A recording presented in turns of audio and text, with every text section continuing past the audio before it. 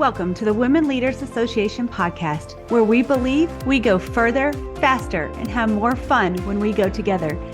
Be sure to tune in each week to hear an empowering message from the world's top women executives, trailblazers, entrepreneurs, and all-around fierce female leaders.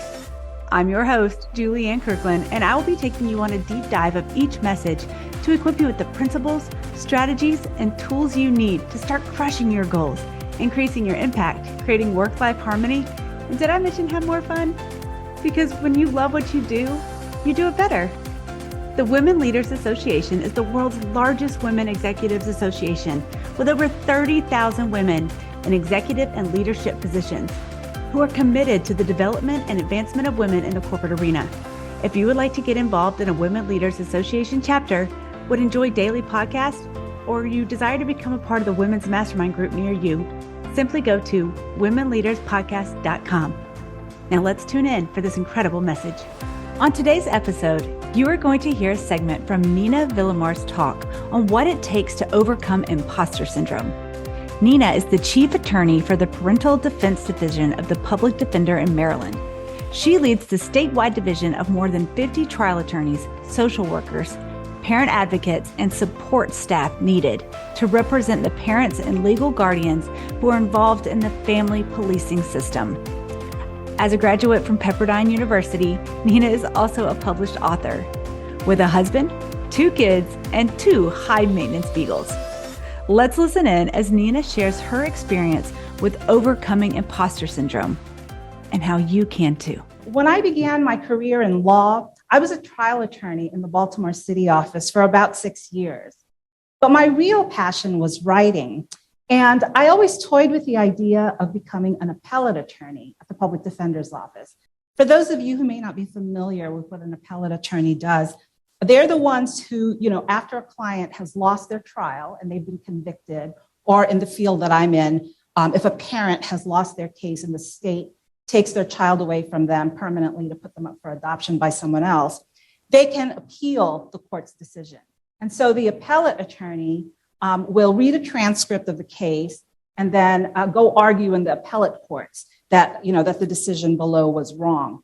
So my first love was writing, but I didn't think that I was qualified to be an appellate attorney because I had heard so many things about the people in the appellate division. They were geniuses, that they were brilliant, and they really are. Well, one day I lost a trial and my client noted an appeal in the case. And one of the appellate attorneys who was handling the case called me up and said, "Hey, I read the work that you did. I'm reading it in the transcript. Would you be interested in applying to the appellate division?" And the only catch was that I had to interview the very next day because the job posting was closing. And it was probably a good thing that I had to do it right away because otherwise I would have talked myself out of it, right?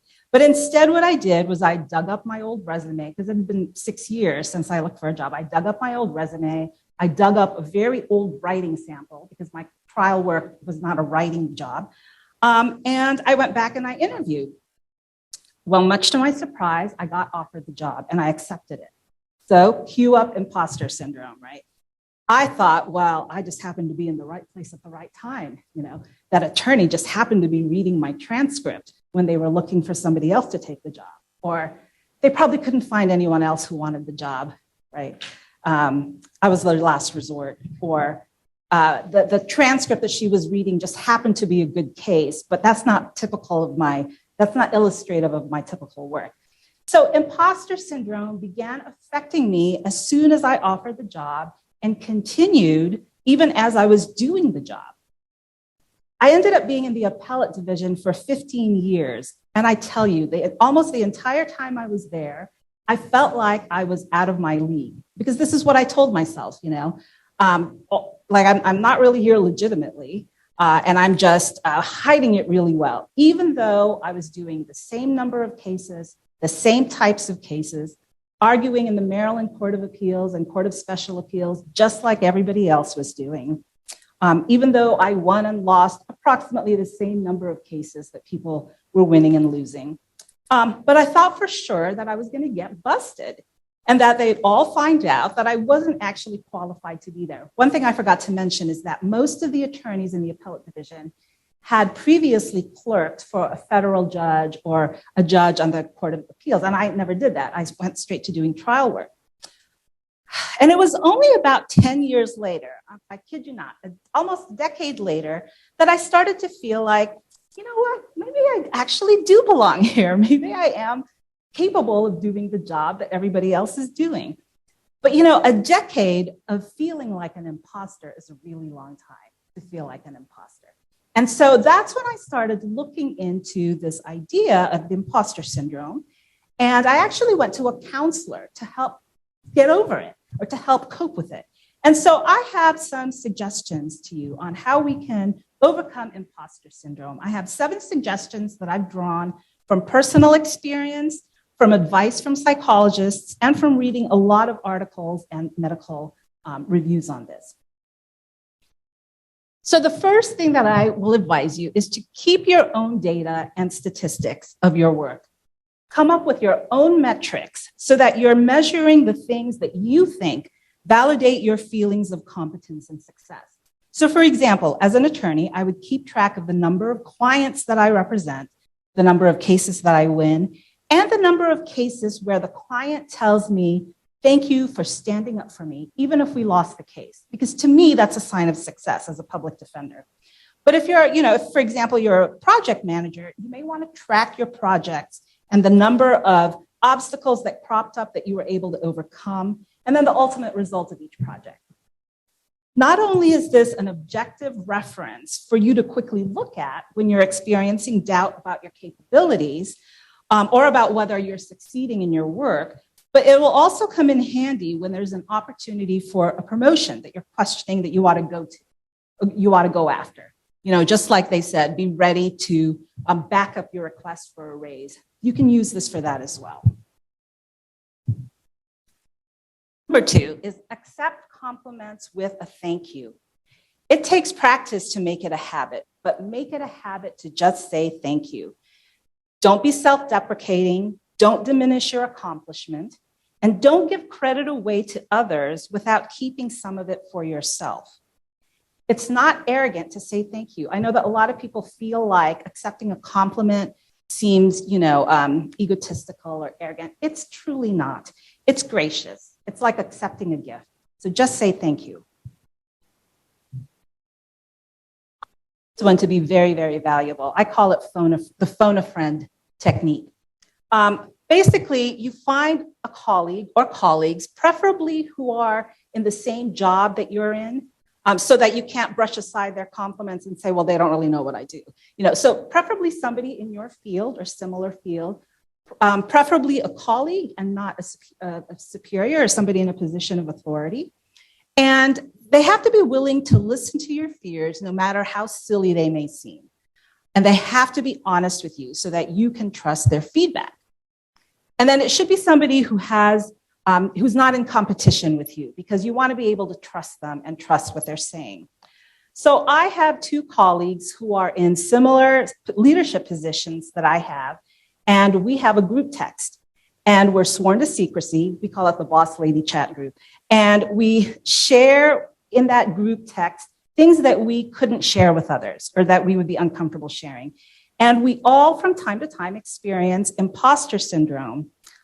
We all think that we got our jobs only because nobody else wanted them, right?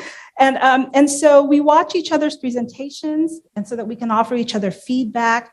And even though we've all been there for about 20 years, we still need that feedback for each other.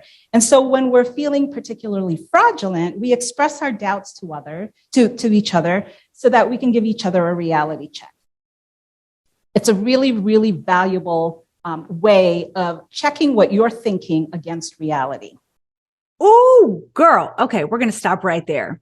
This key point, which Nena refers to as her phone a friend method, is hugely important when overcoming imposter syndrome and really any other form of resistance that comes up on the road to your next level. Now, perhaps you're thinking, okay, great. I have loads of friends and plenty of colleagues. This will be no big deal. And I hope that is true for you. It just never has been for me. Oh, I have friends and I've had plenty of colleagues, But Nena was very clear on the qualifications necessary for this phone a friend reality check method to actually work. These friends must be willing to listen, give honest feedback, and not be in a position of competition. Okay, let's break down these 3 points. Must be willing to listen. I think it's safe to say those whom we classify in our lives as friends, and perhaps we can also include the friendly colleagues check on this box as willing to listen. However, one of the biggest differences we need to pay attention to is what filter this friend is able to listen through. And I know you might be saying, wait, Julianne, what do you mean? What do you mean by filter? I'm so glad you asked. Allow me to explain. As a human being, we tend to engage in conversation at the level to which we have experience. For example, I am not going to talk to my friend that is a stay-at-home mom about all the nuances of this new level of promotion I am going for at work and expect her to give me the depth of advice that I'm actually seeking. Can she offer me encouragement and support? Absolutely. Do I need to check my expectations before having the conversation? Absolutely. Another glaring example would be, I'm not going to seek advice on how to improve my relationship with my husband from a group of divorced women, even if they are my friends, even if they can offer new perspectives. If I'm seeking advice on that quote unquote reality check on how to improve my relationship with my husband, I need to be sure whom I'm seeking the advice from aligns with the purpose of the conversation. And therefore, the advice will not be skewed from an alternate life experience. This is why I have and continue to be involved in mastermind groups, because I know that the women in the group share and understand my ambition and what it takes to overcome certain challenges of my work and my work life journey. We are all like-missioned.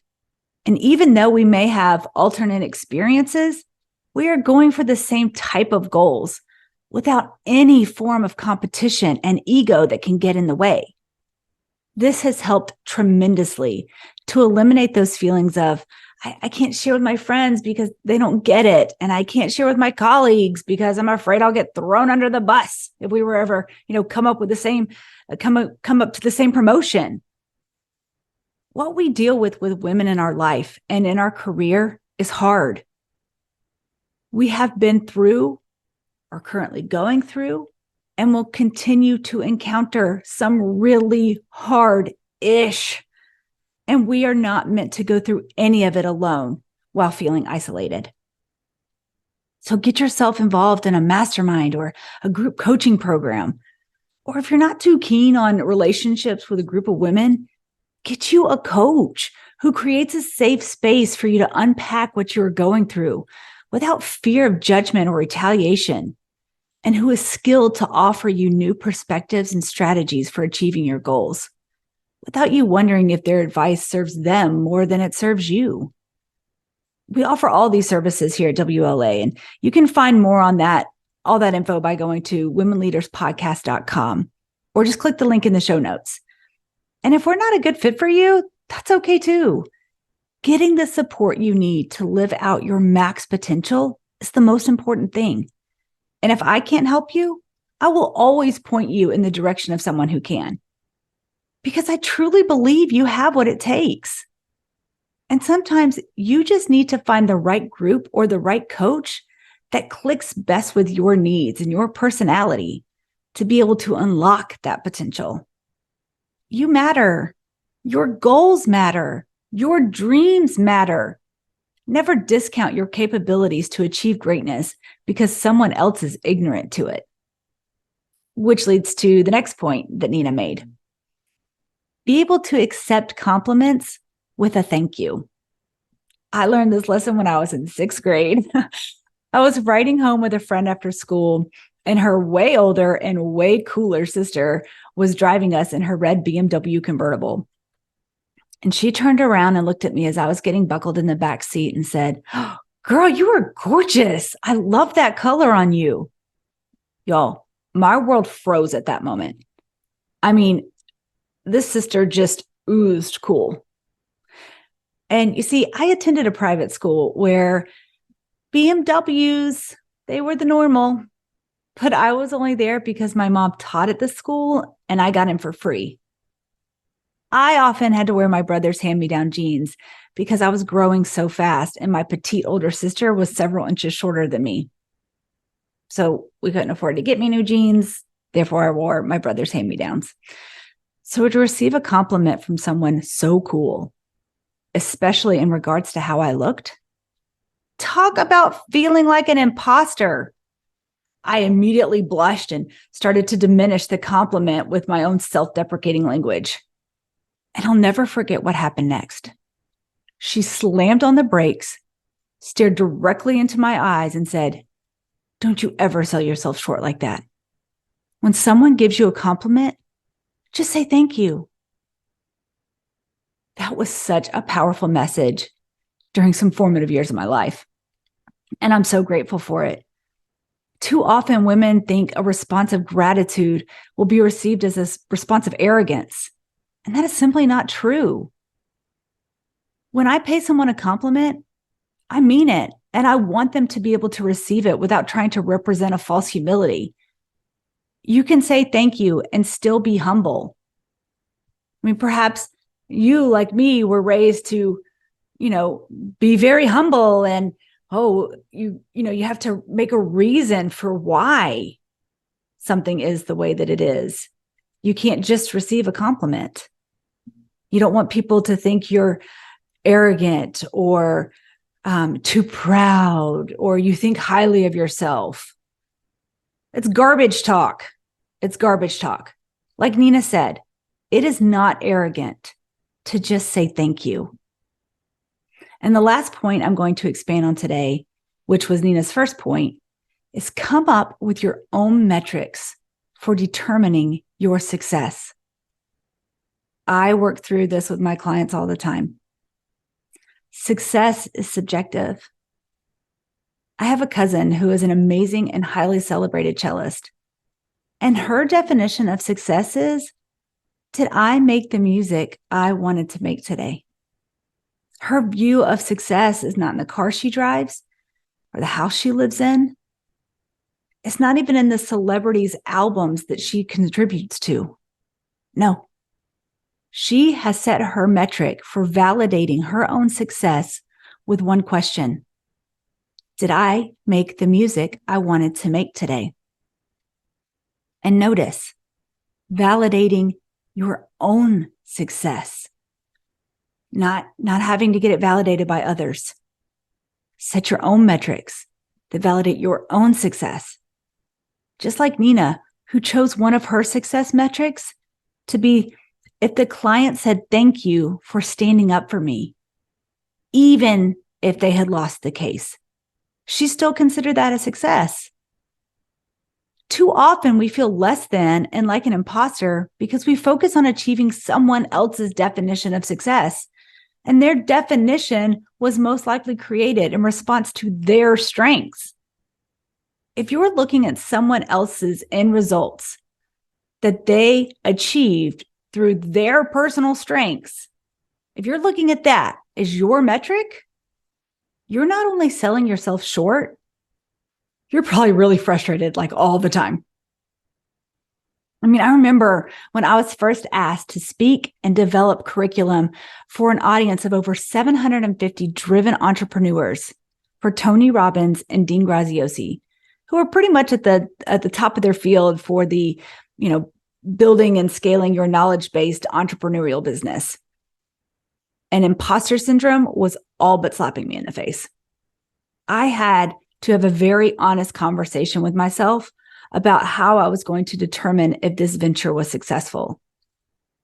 If I had the expectation that I would deliver the same kind of message as Tony, I would have been so frustrated and so let down. I mean, the man has 30 plus years more experience than me.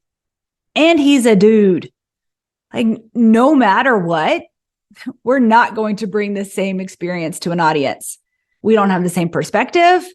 We don't have the same tone. We don't have the same personality. But that didn't mean I couldn't deliver an incredible experience in my own right. I chose to focus on the value I was delivering to the audience, what they needed, not what I thought someone else would deliver to them. And I worked in my areas of strength, and it all went incredibly well. I achieved my view of success because I was able to connect with an audience, speaking from my most authentic self, empowering and equipping them to achieve more than they ever thought possible. To this day, I still have entrepreneurs from that audience reach out to me with their stories of success from what they were able to glean from my talk. Now, is this arrogant that I'm sharing with you? No, not at all. Because the motivation for sharing has nothing to do with me.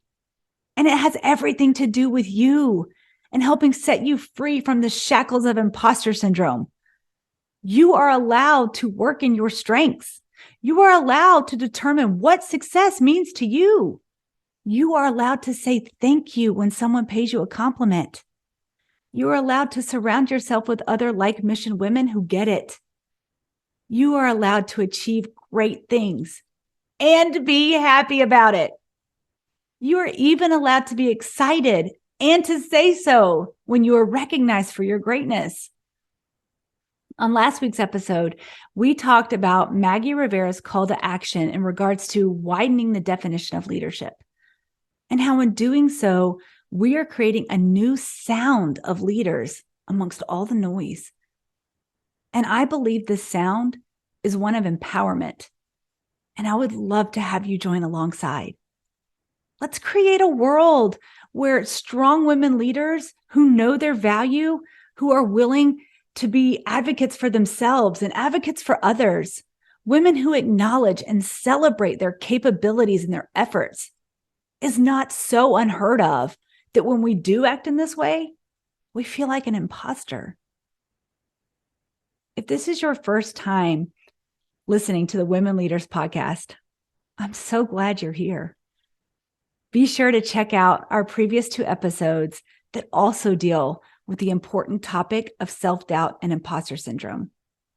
We'll round out this series next week, so be sure you subscribe so you don't miss it. All right, my friend, if you enjoyed listening to this podcast, be sure to rate, review, and share the goodness with a friend, because we go further, faster, and have more fun when we go together. And if you're wanting more, you've got to go check out our Women Leaders membership. You get full access to the entire speech of every speaker you will hear from on this show. Plus, learn how you can join our masterminds and referral networks, and tons of other resources to equip and empower you for more. Simply go to womenleaderspodcast.com. Again, womenleaderspodcast.com. That's all for today, my friends. Bye for now.